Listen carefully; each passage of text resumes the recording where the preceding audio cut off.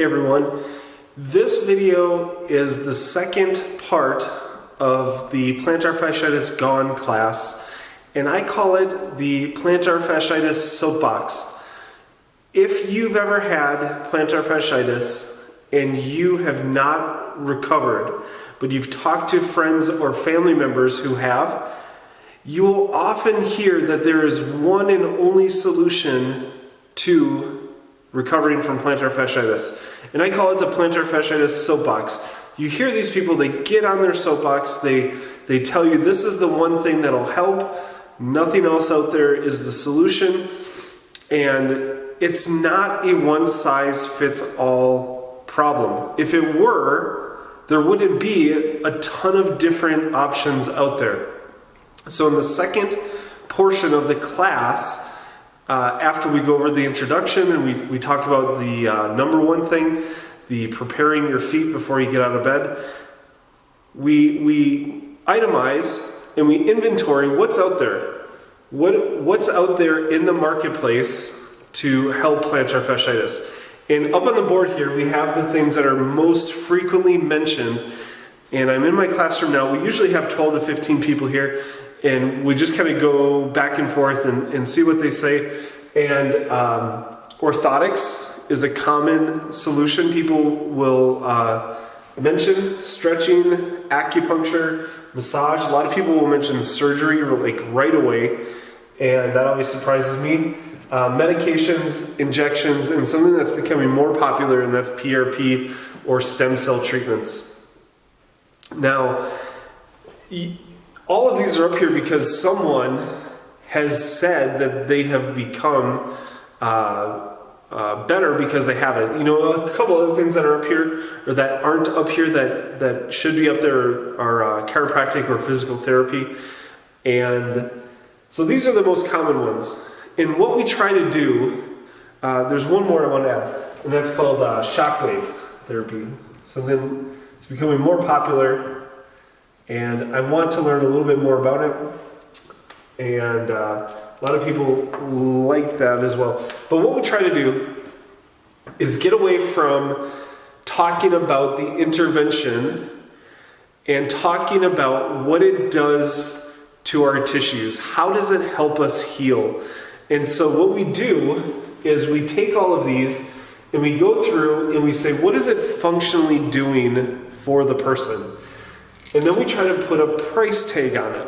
Okay, so orthotics, there may be different philosophies towards orthotics, but I look at orthotics as adding stability or changing foot posture, relieving strain by putting support somewhere. Stretching, I don't believe we actually stretch tissues. So what I like to do is I call it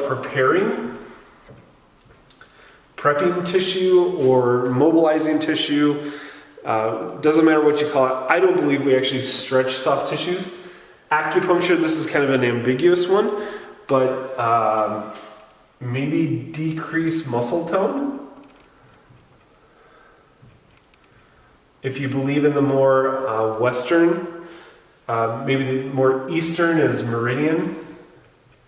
And I don't really understand that, but massage, what we do with massage is like I said before, I don't think we actually can stretch soft tissues.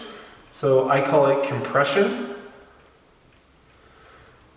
There's other things, other healthcare providers will call that. Desensitizing tissue, whatever you may want to call it. You know, another one that I didn't mention is Aston or Graston technique, as a lot of people call it.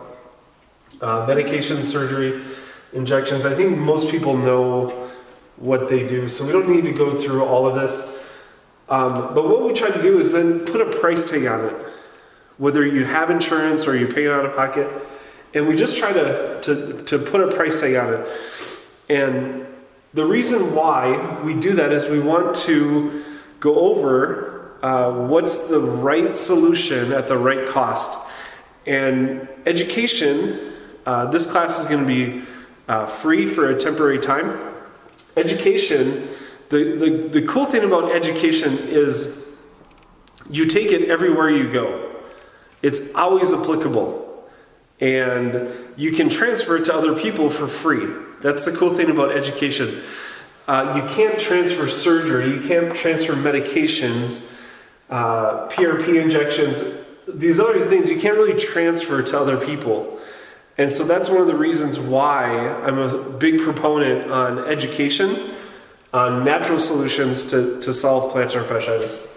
So the next step of the plantar fasciitis soapbox, after we label the price, and I'm not going to go through that in this video, is what we try to do, or what we do, is we create a triangle.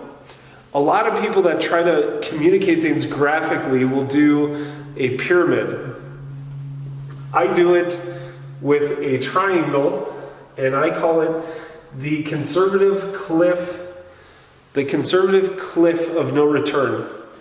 And what we do is we place the treatments, massage, based on price. So this is the least expensive, and we go up, and we also go up with invasiveness.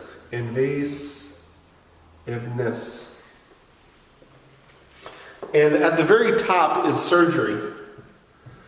The very bottom is education, stretching, rest, food choices. You have to eat one way or another. And then we go up orthotics. PRP is up here. Oops, PRP. I can't draw a P. But we call it the conservative cliff of no return because once you get past surgical interventions, you can't go back down. You can utilize those, but it makes very limited sense. And so what we try to do is really let people know, you want to start here. You want to start here. You want to start here before you start ascending the different options available. Those will always be there, but you won't always have the same response to these other solutions once you go there. Now, education, it's portable, it's affordable, you can transfer it to other people, and it's the starting place of fixing plantar fasciitis. So that's a little bit about the conservative cliff of no return and the plantar fasciitis soapbox. Subscribe to this channel, subscribe to our social media, follow us on social media. We will add additional videos after this. The next one will be the 24-hour cycle.